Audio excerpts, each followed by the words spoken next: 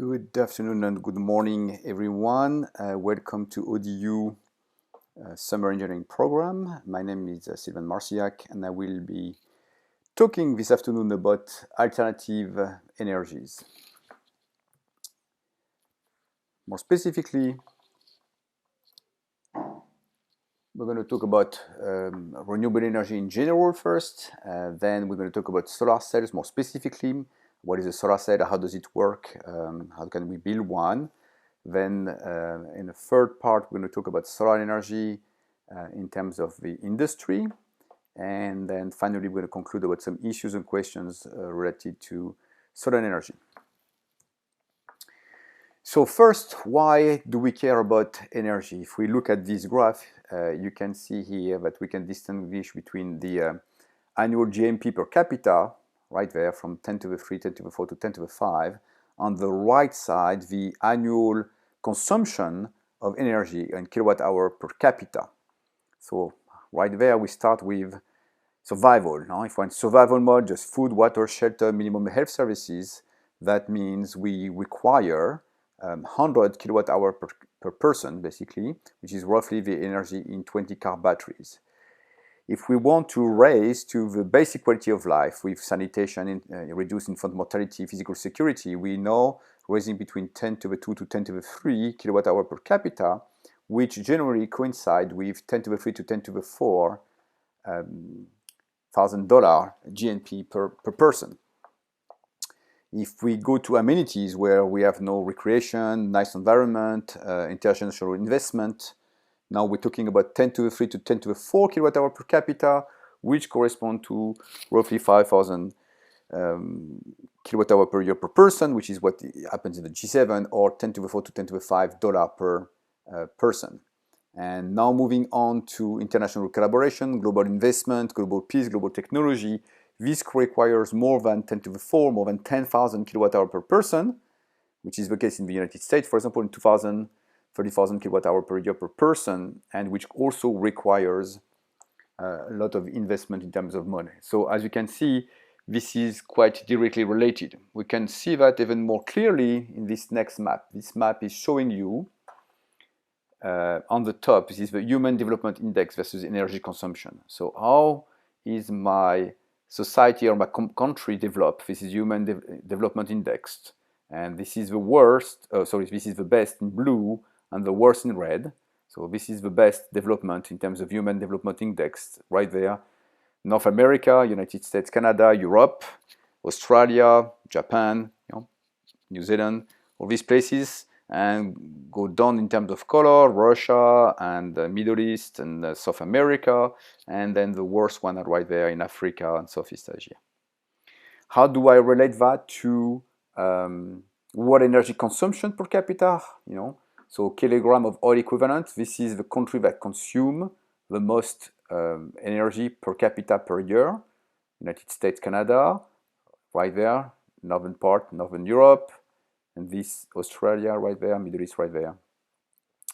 And the one that consume the least amount of energy, again, Africa mostly, and Southeast Asia, corresponding exactly to this map right there. So there is a direct correlation between how much does my country is developed, what is my Human Development Index, and what is the energy consumption that I have access to. If I look at the amount of consumption by year, now looking a bit more at where is my energy coming from. So the first thing that this graph is showing you, so this graph is showing you the world consumption in terms of energy as a function of years, right there, 1993 to 2018. And this is the million of tons of equivalent, basically, of oil equivalent, 14,000. So the first thing we can see is, of course, throughout the year, there is an increase in energy consumption. All right, this is the total energy from there to there. So throughout the years, continuous increase in world energy consumption, which comes from two origins. The first one is the increase in world population, and the second one is also the development of the economies in some countries. Right, and that means I need more energy, as we saw before. If I want to develop my human index, I need more energy. The second thing you can see from this graph is where is the energy coming from? Green one at the bottom, oil. Second one, natural gas, right there. Third one, the nuclear energy, pretty constant. Fourth one, hydroelectricity, so coming from dams, for example, water on dams, slightly increasing. Renewable energy, from nowhere to, well, somewhere in a sense, you know. And coal, from here to there. So again, if I look at this differential there to there, the amount of coal has probably been increasing by 50%. So overall, in 2018, this is the world consumption in terms of origin of source. You know, basically around 5,000 due to oil, another 4,000 due to natural gas, another 500 due to nuclear energy, another 1,000 due to hydroelectricity, maybe 200-300 due to renewable energy, and another 4,000 due to coal. Now you could ask yourself, well, you know, does it depend on where I am from? Which means, am I from North America, South and Central America, Europe, Middle East, Middle East, Africa, and Asia Pacific. All right. So if I look at that, you know, depending on which country you are in, you can see that the proportion of these six sources of energy, oil, natural gas, nuclear energy, hydroelectricity, renewable, and coal, is quite different, but not necessarily drastically different. So except, for example, here in Asia Pacific, lots of coal. Now this is China, lot of coal from there. If I look at renewable energy, for example, North America, South America, Europe, pretty much the same. Middle East, no renewable energy. Some in Africa, and slightly more in Asia Pacific. So renewable energy certainly more on that side, not too much on that side. If I look at hydroelectricity, huge hydroelectricity in South and Central America, none in the Middle East, some in Africa and Asia, and some everywhere else, basically. So there is a variation depending on which region you are from. Overall, renewable energy, though, except in the Middle East, is reasonably constant. Low level, maybe 10%, 5 to 10%, but reasonably constant everywhere. If I focus now specifically on the renewable energy, what do I see? I see throughout the world, again from 1965 now to 2018, if I zoom in on the sources of renewable energy, which are hydropower in blue, wind in red, solar in yellow, and other renewables such as geothermal or biomass in green, you can see that back in 1965 already there were some dams on rivers and things like that. So the hydropower was already there, has increased quite a lot, times 4, in this 50 years period, basically, from 1,000 terawatt hour to 4,000 terawatt hour. So has been increasing quite a lot. Drastic change also here, in 2005, where the wind energy, the solar energy, and the other source of renewable energy have increased quite a lot. So that looks good, of course. If I just look at this chart, it looks like there's a huge increase, basically starting in 2005, huge increase in the amount of renewable energy. Let's not forget, though, the previous chart, which still states that the renewable energy by itself only represents 5% of the total world energy consumption. All right. Again, I could look at the evolution in the United States specifically of the new electricity generating capacity. So every year, what has been added to the existing capacity. All right. So from 2010 to 2018, how much solar did contribute to the overall expansion of the electricity generating in the US? So 4% in 10, 8%, and you can see that since 2013, about 30% of new electricity generating in the US is due to solar. About natural gas, so since 2010, you can see that also 40 to 50% is due to natural gas. So that's coming from fracking technology, as you probably know that, and fracking has been developed a lot and has been increasing by 30 to 40% the electricity capacity generated in the US. If I look at coal, though, for example, coal was still 30% in 10, but decreased to 0%. So since 2005, 2013, basically, there has not been any new coal power plant built or put in service at the time.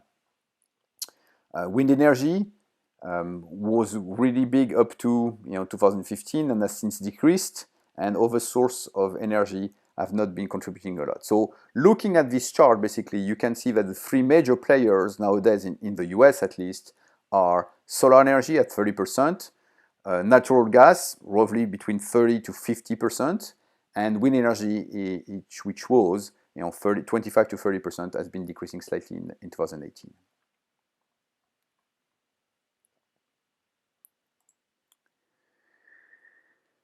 Again, just to summarize a bit, if I look at the source of electricity in the United States, 33% from natural gas, 30% from coal, 20% from nuclear, and this is the renewable energy sources. So hydroelectricity 6%, wind 5.5%, biomass 1.5%, and other, which are solar, 2.6%. So always be careful when you see numbers and statistics. Now this is telling you what are the actual source of electricity. So there's 2% of solar. So you can look at the previous chart to say, well, but look, solar increased by 30% for the last 5 years. Yes, but you increase by 30% something that is nearly zero. So you do 1 and you increase 1 by 30%, that becomes 1.3. And then you increase 1.3 by 30%, that becomes 1.7. And 1.7 by 30% becomes 2.1. So even though there is a huge increase in the solar energy generation capacity, overall, the renewable energy only represents this share of the pie, which is roughly 4, 10, 16 to 17% is coming from renewable. Most of it comes from gas, coal, and nuclear, which the three of them are, of course, non-renewable source of energy. So knowing the benefits of renewable energy, and one could wonder why, don't I have more renewable energy? Well, one of the issues is the fact that there is still an abundant and inexpensive fossil fuel reserve around the world. So again, looking at this chart right there, this is the reserve to production ratio per year in 2018, which means knowing how much reserve I have in a specific country or part of the world, and the production from that part of the world, how many years can I keep this production up, knowing the reserve? North America, 30 years.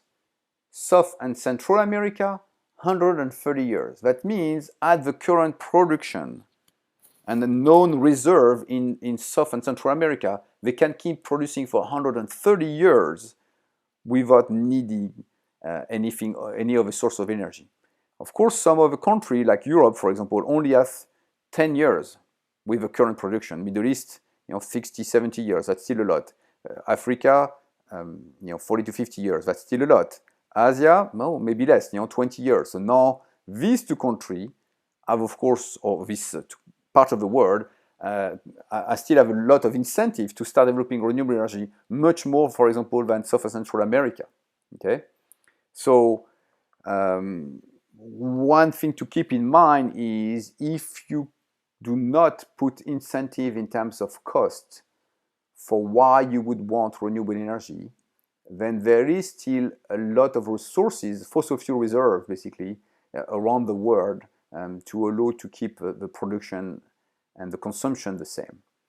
Now, of course, when I put in quote inexpensive, the question is how much does it cost me to do fracking in terms of environment? How much does it cost me to do coal mining in terms of environment? Now, how much damage do I do to the workers' lungs or to the environment in terms of dust, coal dust, and things like that? So if I use nuclear energy, how much problem do I have with recycling the used nuclear waste, basically? So these are questions, of course, that what we should keep in mind, but that does not mean that the reserves are not there. Okay. So even though I've talked about them, let's make sure we distinguish.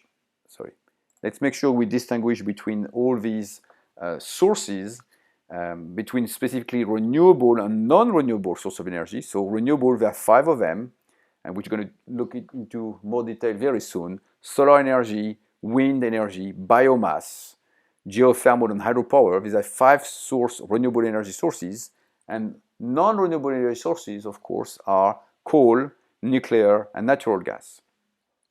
One thing to distinguish is sources of energy versus storage. So a battery, for example, is of course you could say is a source of energy, but you can just empty your battery and that's it, it's done basically. And you have to recharge the battery with something else. So the battery is more a storage unit than a source of energy by itself. Same thing for a fuel cell or hydrogen, basically hydrogen economy. Hydrogen by itself has to be generated, and then you can put it through a fuel cell and get energy or electricity from there. But you have to generate the hydrogen, so it's not a direct source of energy. Whereas if you use natural gas, for example, you have a pocket of natural gas, you can just put a flame in front of it, and then here you go, you have energy right away. Okay, so let's make sure we distinguish between these renewable, non-renewable, and storage. All right.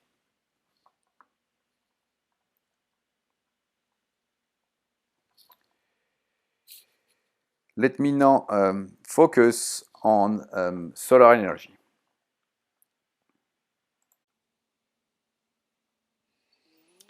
So, when you talk about solar energy, there are actually 4 main types of solar energy.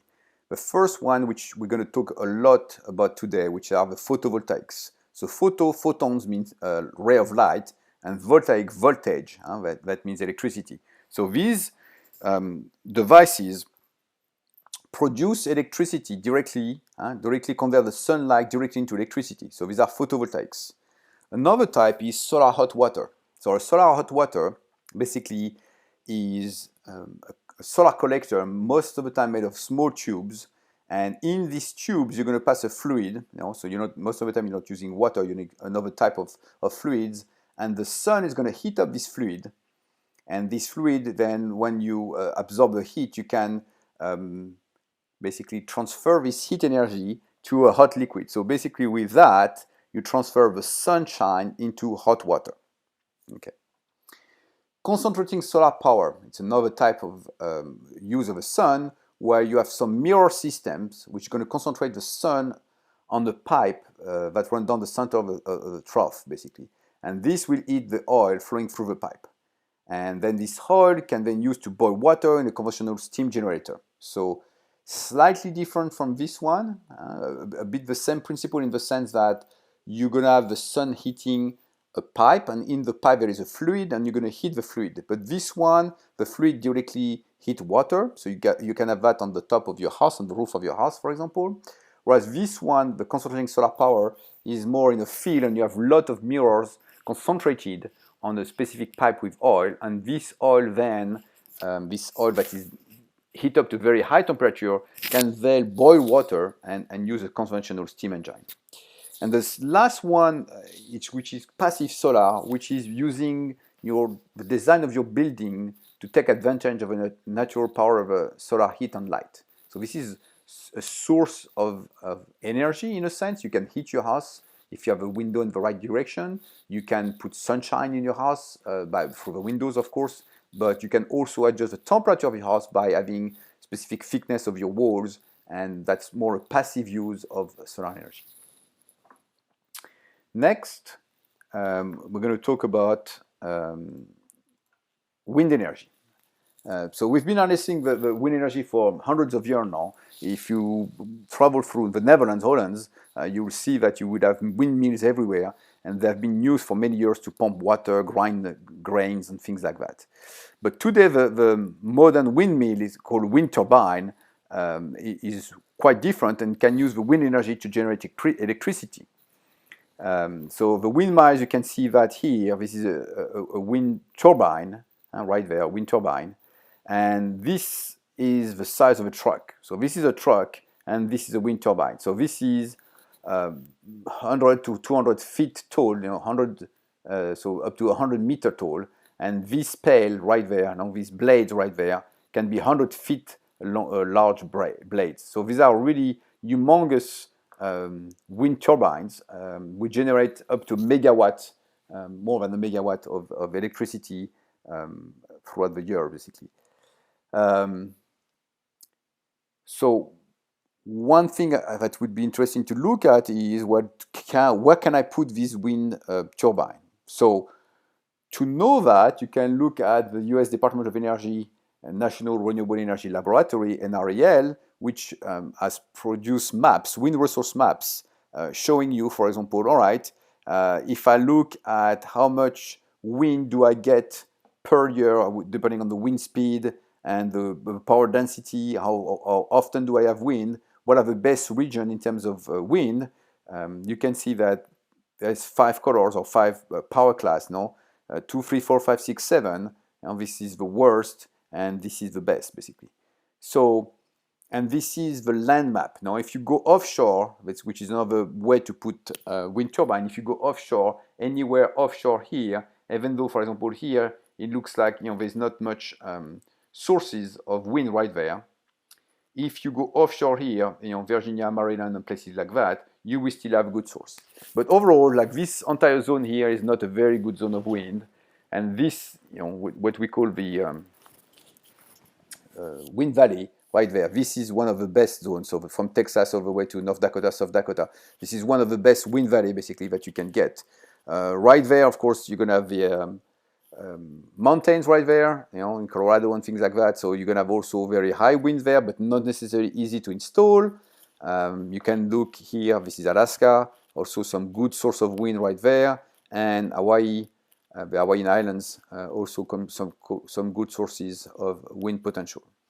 So now that I know where I could have good source of wind, let's look at where is the wind actually installed. So this is a 2019 map of wind power cumulative installation capacity by state. Okay, so you can see right there that Texas is by far the largest installer of wind right there. Now, Texas before, Oklahoma, Kansas, California, of course, and Iowa. All right, so as expected in this region, not too much wind, so not too much installation. But if you look at this map right there, Texas is not the best state to have wind installation. If you look at that, it's decent. It's marginal to good, to fair. You see that white there's nothing, brown is marginal, and the orangey part is fair. So it's okay, but not as good as this part. So the fact that you have wind resource doesn't mean you have wind installation, because now you have to look at, is the state itself incentivizing installation of these turbines, for example. So you can have a legislation who says, well, we don't want wind turbine in our state. Or you could have, like in the case of Texas, some investors who went to see the governors and said, we would like to invest in building wind turbines and installing them in Texas. And that was helped and pushed, and therefore Texas has been one of the best installer of wind turbine because of that, because not only there was some capacity in terms of wind generation capacity, but there was also a political will from the governor to push for installation of wind turbine there. So keep that in mind as we're talking about all these sources of renewable energy. It's not just a matter of cost, how much does it cost to install it? It's not just a matter of capacity, can I install it, yes or no? It's also a matter of, political will. People have to be willing to do it and have to want to install these things. Moving on to the third type of renewable energy, biomass. So biomass or bioenergy is the energy from plants and plant-derived materials. So we have used biomass energy since people began burning wood to cook food and keep warm. So of course, wood, chopping wood and putting it in your chimney is a very good source of energy. So wood is still the largest biomass energy resource today, but other sources of biomass can also be used. That includes food crops, grasses and woody plants, residue from agriculture, forestry, organic components of municipal waste. Even sometimes the fume from landfills, which are methane and natural gas, can be used as a biomass energy source. Algae also is another source of biomass that people are trying to use. The fourth one is geothermal. So geothermal energy means the heat from the earth. The heat can be drawn from several sources, hot water or steam reservoir deep in the earth, geothermal reservoir located near the earth's surface, and also shallow ground near the Earth's surface at constant temperature of 50 to 60 Fahrenheit, which is quite interesting. So this one basically allows you to be able to install a home system with geothermal heat. So how does that work? So basically, for your home system, you have to put upfront cost for putting in the ground source piping, and for the cost of a heat pump. Basically, you're relatively trouble-free and excellent payback period, usually between 6 and 10 years, and the system lifetime is around 25 years for the inside component and 50 plus years for the ground loop. So the idea is that because at 20 feet maybe below ground, my temperature remains relatively constant between 50 and 60 Fahrenheit. So I'm going to put some pipes through the ground down to that depth basically of 20 to 30 feet. I'm going to use a heat pump, and the heat pump is going to circulate this, again, a fluid, and this fluid, when it reaches this depth here, so 50 or 60 Fahrenheit, is going to bring back this well, depending on the season, for example, if I'm in the winter, it's 30 Fahrenheit outside, but deep down it's 60 Fahrenheit, which means by recirculating some fluids in my house, which cool down the fluids because my house is cold, I go down to underground here at 60 Fahrenheit, which warms up the fluid. We know the fluid comes up at 60 Fahrenheit in my house, and my house stays at 60 Fahrenheit, which is reasonably good. That's 15 degrees Celsius. Of a possibility, it's the summer now, and it's 90 Fahrenheit outside, 30 degrees Celsius. And my ground at 30 feet down below is still at 60 Fahrenheit. So now, my house is super warm at 90 Fahrenheit. I still circulate the same liquid through my heat pump. It goes down in the ground. The liquid, which was 90 Fahrenheit, becomes 60 Fahrenheit, goes back up. And now I'm cooling down my house from 90 Fahrenheit down to maybe 70 Fahrenheit, thanks to this cooled fluids. So geothermal is actually something that is not as used as it could be in the world, because I think people don't know it as much, but it's actually very good and very efficient. So the last source of energy, of renewable energy, is hydropower. So we can get thermal energy from the sun heat, we can get mechanical energy from the tide on the wave, and of course we can put a dam on a river and form, get hydroelectricity or hydropower from the dams. So this has been used for many, many years. Couple of limitations in terms of hydropower. Number one, you have to have a large enough river next to you, of course. Number two, when you put a dam, that means the valley behind the dam is flooded, which means, of course, you can destroy ecosystem, you can destroy villages, you have to be careful about that. And number three, you have to be careful that down the dam, below the dam, there is still enough water for example, if there are farmers or people like that who use the river to do something, that the river doesn't dry up too much so that people can't live down your dam. So these are things that you have to be careful about. We've seen that hydropower has been there for many, many years, has increased, but is a bit now stabilizing around the world, mostly because of that many countries have already used all the rivers they can use, or the dams, the water goes down too much, and now there is not enough water for the dam to be installed. Last point, which I made earlier, remember, if people talk to you about battery or hydrogen economy, hydrogen is an energy storage. Hydrogen does not occur naturally by itself. Most hydrogen production today is through steam reforming natural gas, which means you're using a non-renewable source of energy, which is natural gas, to produce hydrogen. Now, once you have hydrogen, yes, it's fantastic because you put hydrogen plus oxygen, it forms H2O. So basically, outside of your fuel cell car, you just get water. So it's fantastic. But how do you produce hydrogen, without using natural gas is the real question. So we have to think about hydrogen production. The fuel cells themselves are reasonably expensive. They use a lot of noble metals, platinum and things like that. So that's a bit expensive to build. And hydrogen is very volatile and explosive, so you have to be careful about the storage and the transport. So this is something that has been studied for many years in the US. General Motors invested a lot of money into that technology. Of course, this technology is used by NASA for their shuttles, for example, and they use fuel cells to propulse their shuttles back in space. So it's not something that is unknown, but it's quite different to use that for a space shuttle that is, 50 meters or more than that tall versus a car. And also, as you know, unfortunately, some space shuttle exploded, and that was the reason for that, was this hydrogen explosion, basically, of the tank on the side that exploded. So very interesting. Could be done well, if it could produce hydrogen without by using renewable energy sources, that would be great. That's a great energy storage. But again, it's not the panacea. It's not everything that you would want in a technology. All right, so let me switch gear now for the remaining of the course. I'm going to talk about solar cells and solar energy.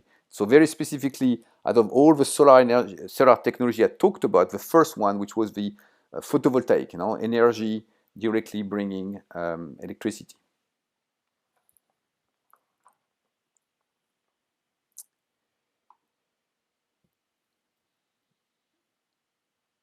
All right, so let me try. All right, so talking about solar energy, how does it work? So we can actually talk more than just how does it work. We're going to talk about how does it work, but also where does it work, who makes it, who installed it, is it a viable technology, and how can we make it better?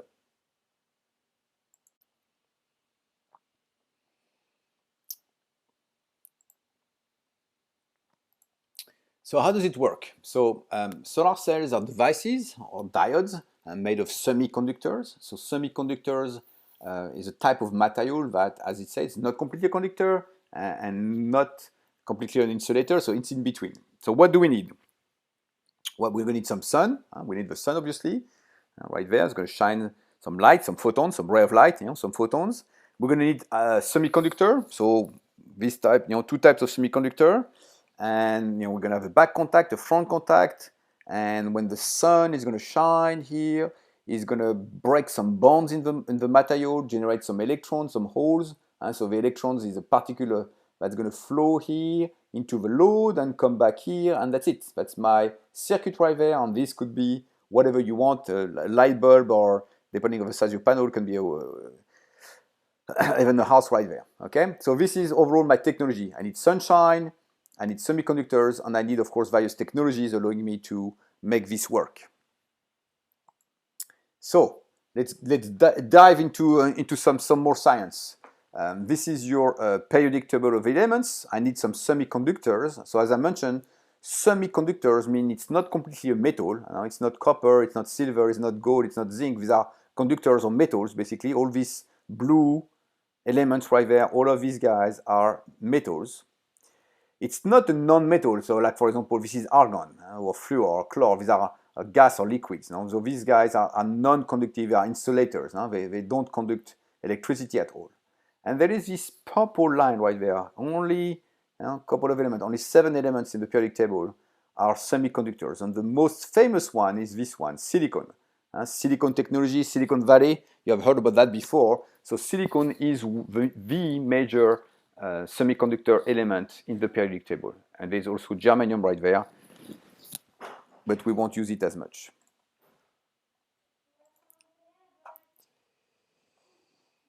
So,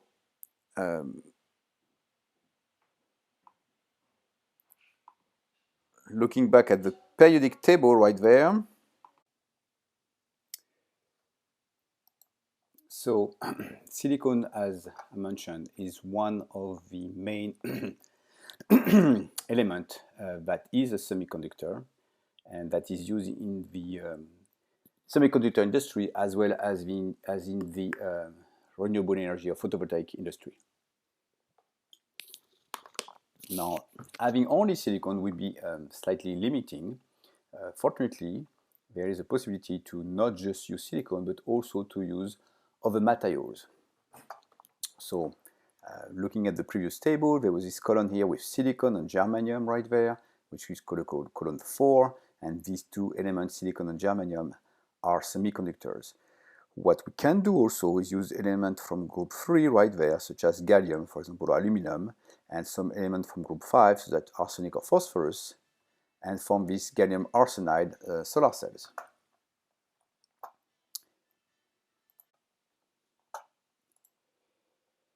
And so gallium arsenide is also a semiconductor. Another possibility, instead of using just the group 3 and group 5, we could use group 2 right there, group 6 right there, for example, cadmium and telluride, and we would form a 2,6 compound, which is a cadmium telluride, which is another semiconductor, and can also form a solar cell. Pushing on, we can also form this compound right there from group 2 using group 1 and 3, keep group 6 and form a copper indium diselenide, which is another semiconductor. And from group 5, we could use a 2,4,5,2 right there, which is again a semiconductor. So now, instead of having only one type of semiconductor, which would be silicon, which is an elemental semiconductor, we can have a compound semiconductor such as gallium arsenide, cadmium telluride, or copper indium diselenide, and form many materials that could do solar cells. So let's look at the comparison of efficiency of all these materials. So we mentioned silicon, gallium arsenide, cadmium telluride, copper indium diselenide right there. So many materials that can be grown, and all these materials can form solar cells with different efficiency. On the left side, different efficiency, and they have different band gap, different energy gap. And as you can see, there is a maximum theoretical limit right there in green. Right now, this is the maximum theoretical limit for ground devices. How high can they go? And this is the highest efficiency silicon solar cells ever made. This is the highest efficiency gallium arsenide ever made, and same thing for CIGS, same thing for cadmium telluride. So you can see there is a group of semiconductors that can be used, and there are some opportunities to use various materials to grow solar cells, which is good news, of course. So now the next question we have to ask ourselves is, where does it work? Where do I have energy availability? So remember that we talked about 5 types of renewable energy: photovoltaic, wind, biomass, hydropower, geothermal. I showed you already a map about wind energy. So this is a very similar map, but now about solar energy. So again, different colors right there. The darker the color, the more sun there is. So there is more sun in California and Arizona and places like that than there is, for example, in the northern New York state or things like, or states like that. Okay, but you can see that everywhere in the United States, for example, we have quite a lot of sun. Okay, and I represented here a small green square that represents 20,000 square kilometers. And with 20,000 square kilometers, we represent this little square right there. We could generate up to 1,000 terawatt-hour per year of energy, which represents 25% of the US electricity consumption. So only with this amount of surface occupied by solar panels, so this entire corner right there occupied by solar panels, only with that little corner right there, we could still generate a quarter of the entire US electricity consumption per year, which is quite good. Okay, so now that we have answered where does it work, the next question, which is important, is who makes it? So who makes these panels? So looking at the data from 2005 to 2018, let's go back in 2008. In 2008, there was, a part of China was making it, some Taiwan was making it, Europe was making it, Japan was making it, and some United States. And as you can see throughout the years, the main part that has increased is China.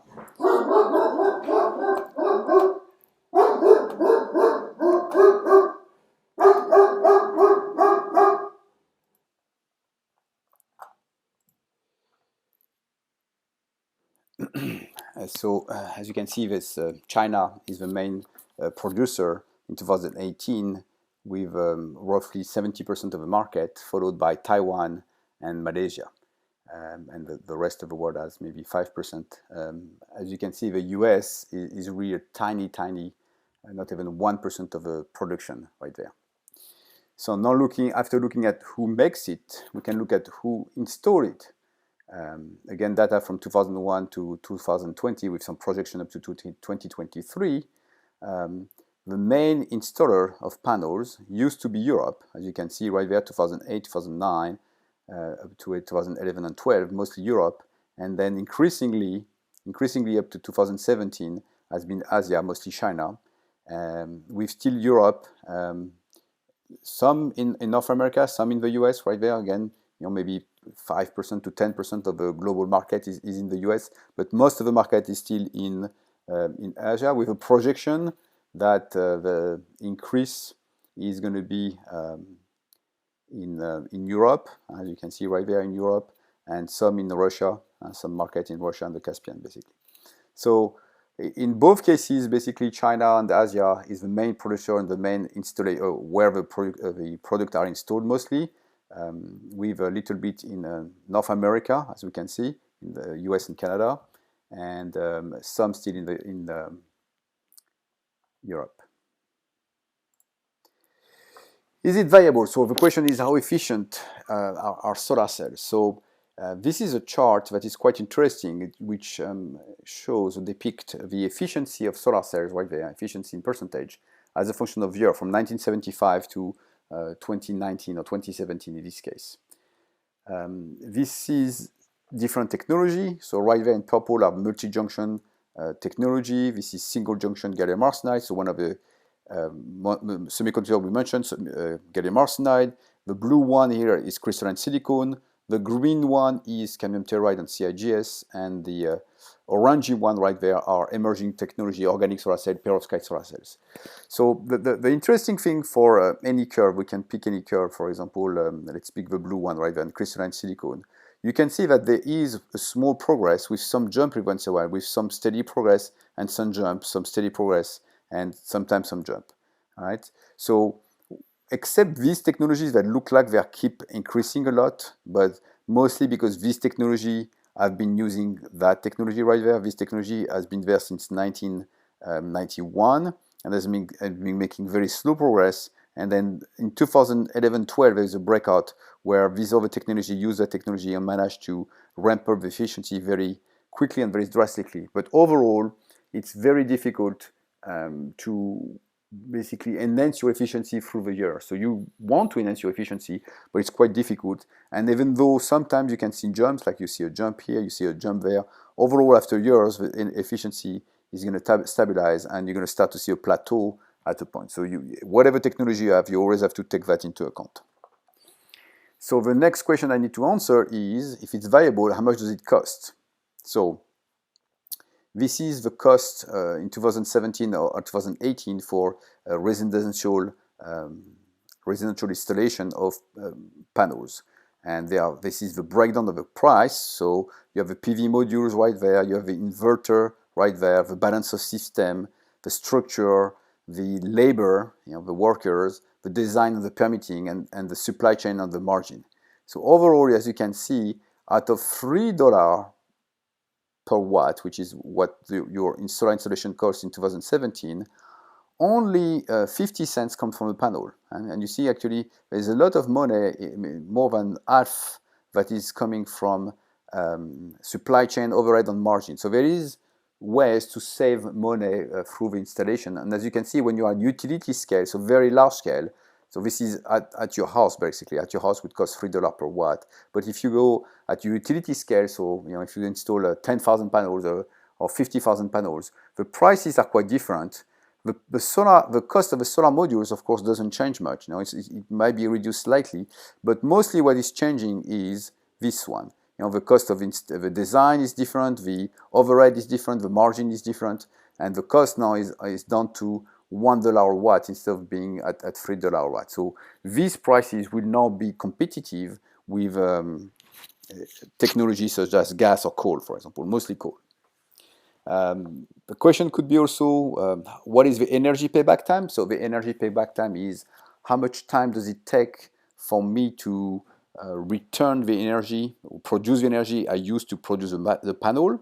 So for example, if I use 1,000 watts to produce my panel, how long does it take for me to produce 1,000 watts with my module? And the answer is within 2 years, all the energy that you use to generate the system is paid back. And the return on investment is how much time does it take for me to get back my money. So if I spend, for example, $1 per watt and I install 10,000 watts, I pay $10,000. How much time does it take me to get my $10,000 back at the cost of electricity, and the answer is on average it would take 7 years to get your return on investment. All right, so what does it take to make PV viable? All right, so we have here the module price in US dollar per watt versus the efficiency. So these are two very important parameters. Now the cost, how many dollar per watt does it cost, and how efficient it is. But there are two more parameters that are very critical. So efficiency is critical, number one. The module price is very important, number two. But you also have a degradation. So what is the degradation rate? How much does your panel degrade through the year? And the service lifetime, which means if I install it, how many years is it before my system is bad? 10 years, 30 years, 50 years. So once you take into account these 4 parameters, 1, 2, 3, 4, you can see you get quite different curve right there. Okay, so assuming you want to reach 6 cents per kilowatt hour, which is roughly the cost of production of electricity in the US right now, so 6 cents per kilowatt hour, to reach 6 cents per kilowatt hour, this is the point that you would have. For example, this one, a 20% efficiency panel on 75 cents per watt at 0.2% year degradation and 50-year lifetime, which is the green line, I would be producing my panel at 6 cents per kilowatt hour. Okay? The current value right now is roughly here, roughly here. This is the current value, which means I can walk along this line right there. I can walk along this line right there, and I would, if I meet this value, this value, this value here, I am basically competitive with what is currently available for a coal plant, for example. So an example again, right there, this one.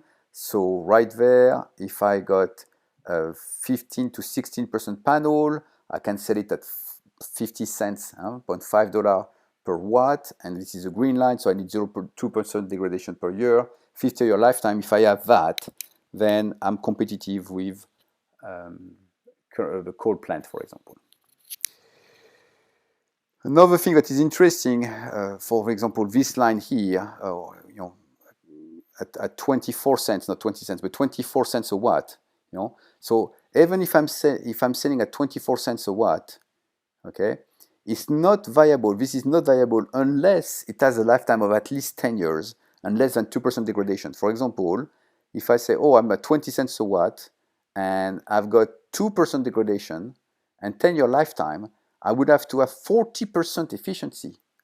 Right now I'm at 15 or at 20. Let's say I'm 20 right now. I would need to double the efficiency if I don't have the appropriate lifetime, which means more than 10 years, and if I don't have the appropriate degradation, I want less than 2% per year. So this curve is quite critical. That means don't just worry about the efficiency of your panel, because if your degradation is too high, if your lifetime is not high enough, then even if you sell it very, very cheap, it does not matter. It won't work. Okay, so this is important always when you have a technology. It's not just how efficient it is, it's also how reliable is your product. Okay, so now that we have talked about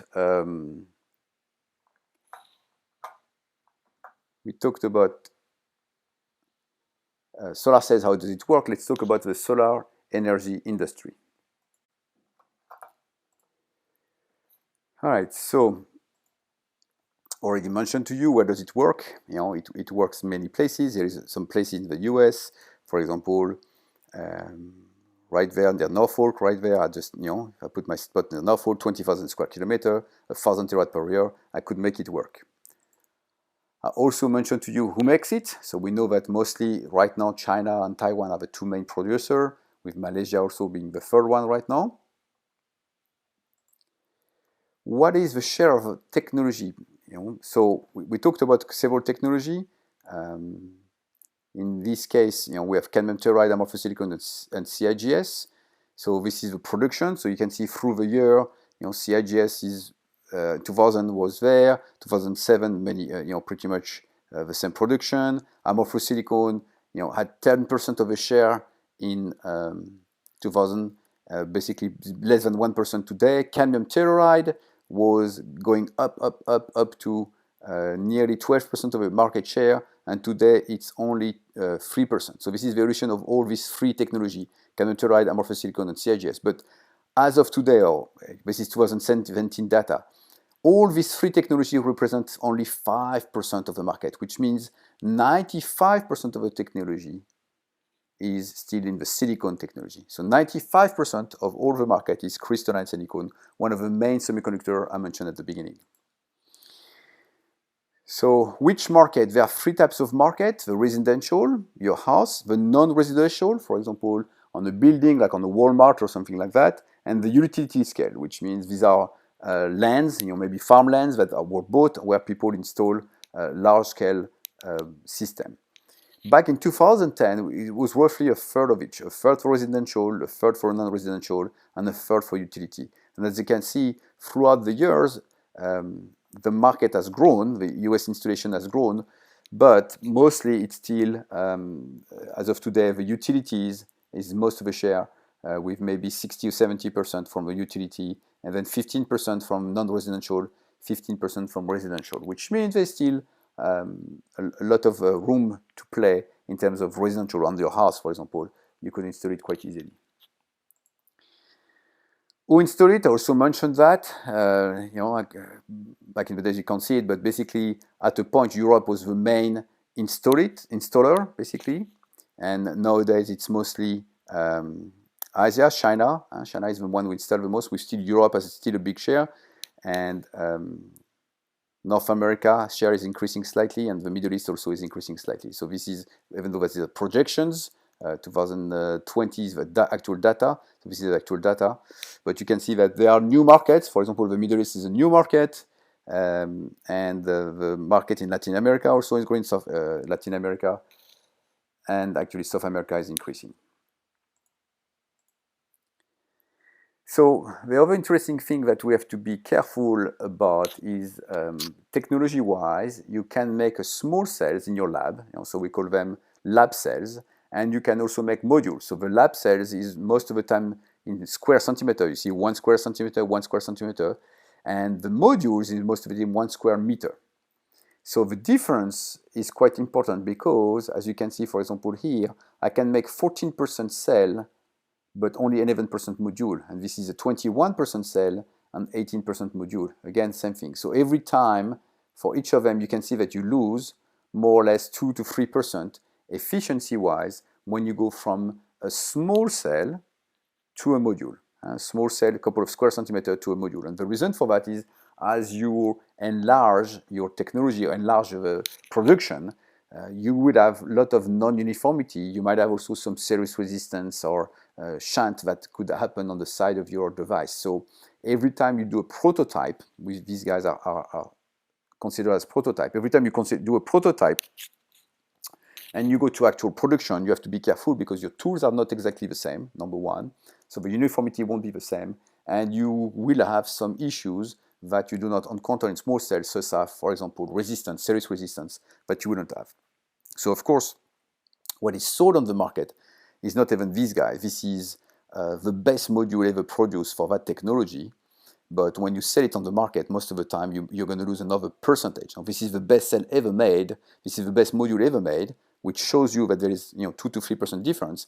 And then production module is maybe at 17%, something like that. So again, always be careful when somebody says, "Oh, I've got 24% device." Well, what can you actually produce could be different. The other thing we have to be aware of is prices. So I have to look at all the cost of all the thing I'm purchasing. For example, in the case of silicon devices, I need to purchase polysilicon. I need to make a wafer. So for example, a multi-wafer or monocrystalline wafer. I need to make cells. So this is a multi-cell. So this is $15.3 per kilogram. I use some kilogram of that plus some technology. It goes from 12 cents a watt. Then I need to make a cells. For 12 cents become 17 cents. Then I need to make a module out of that. So I've got now some framing, some wires and things like that. So now I go from 70 cents to 33 cents, and then I sell it on the market maybe at 42 cents. So this is telling you all the steps on why the cost increased, because you go from one primary element, which is the silicon, to making a wafer, to making a cell, to making a module, to actually selling your module. And that's how you go from the 12 cents to 42 cents, basically. We talked about the energy payback time and already talked about the return on investment. We can also compare now the levelized cost of energy. So this is comparing alternative energy right there to conventional technology. So this is how much does it cost to have a gas peaking in dollar per megawatt hour. So this is between $152 to $200 per megawatt hour to use gas peaking. Nuclear between 112 to 189, coal between 60 to 143, and regular gas, this was gas peaking, regular gas between 41 to 74 cents.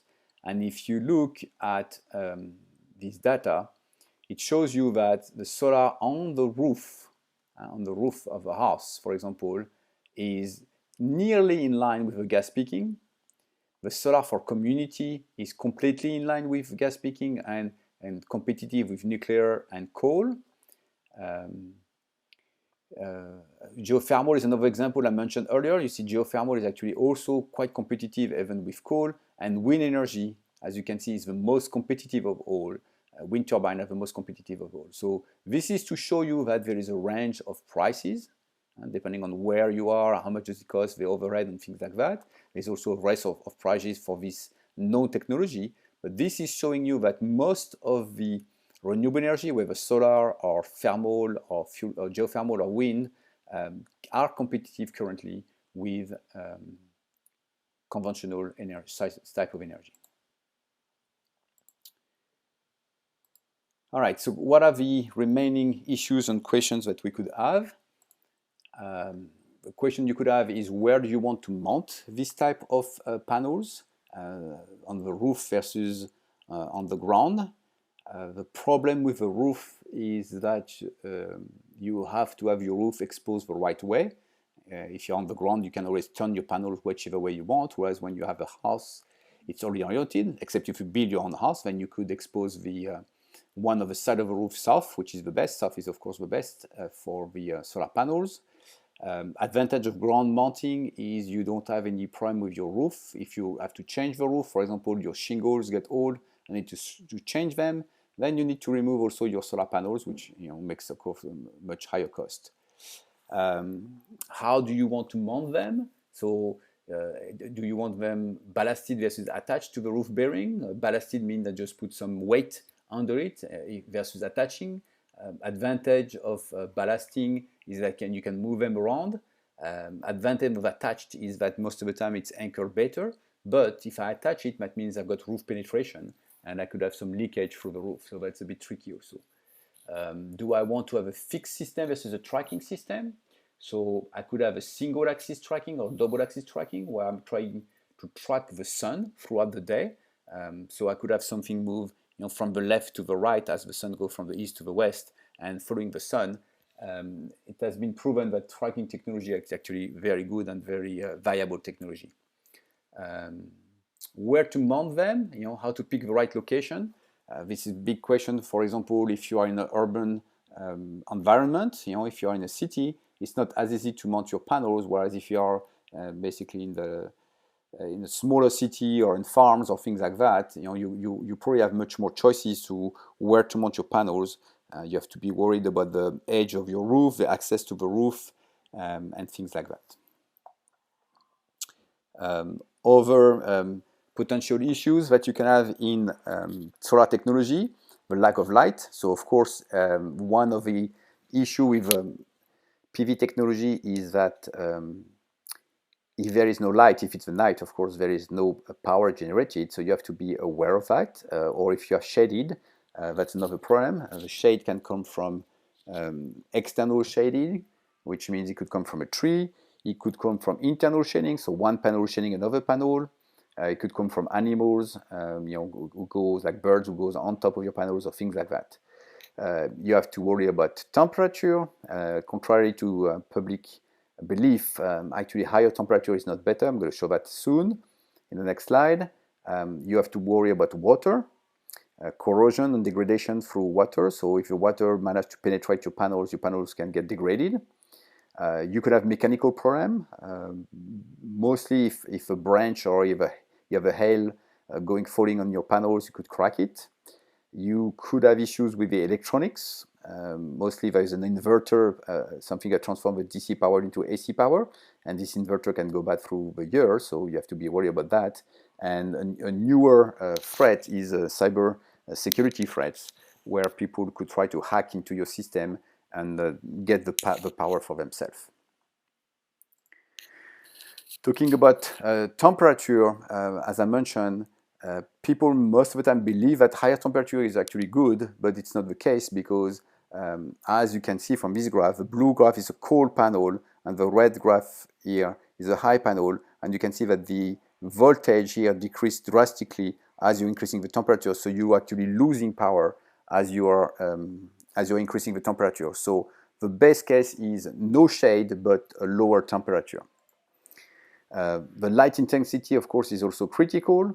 The light intensity is going to change all the parameters. So if I decrease the light intensity by a factor of 2, for example, this is how much I'm going to decrease my power. Now, so it's basically directly proportional to how much power I'm going to generate is how much light I'm getting on my panel. And the other thing I mentioned, I would just want to show that to you, is the tracking system. So this is a comparison monthly data of a fixed system. This is a tracking system, so the fixed system is in red and the tracking system is in green. And you can see that in the winter months, like January, February, and October, November, December, there's not much difference between these two because mostly it's gray and it's shady, and because of that the light is not hitting directly the panel. But as soon as you come into the nicer month, like this month right there, you can see there's a drastic difference in power production between the tracking system and the non-tracking system, up to 30 to 40% more power generated when you have that, basically. And we checked, that was a study that we did, we checked that the cloud coverage and the temperature was not what was the issue, because as we mentioned, the higher the temperature normally, the higher the temperature, the lower the efficiency. And in terms of coverage, of course, the cloud coverage is what plays the most important role. And we can see that, for example, when we checked throughout the day. So we have daily data. So in January, for example, we picked, every day we measure throughout the hours the power production, and you can see how the tracker system compared to the fixed system would compare. And I think the most interesting one is, for example, this one. You see May 5. You can see that the tracker system is really generating much more power than the other one. But at the same time, you see this instance here where the clouds was coming at this specific time here and decreasing drastically the power generated every time there is cloud. So in conclusion, PV technology is mature and it's a competitive price. There are many types of panels that exist, and the main player, if you were to purchase a panel, would be in crystalline silicon. The main producers and installers are actually currently in China. Tracking system on the ground, if you have access to that, is the easiest way to install a large system. There is still a lot of intermittence happening. The day and night is of course one issue, and cloud is also an issue. And it's good to be educated about that, to know that it's actually a viable technology. And I would like to thank you for your attention, and I hope you had a good time.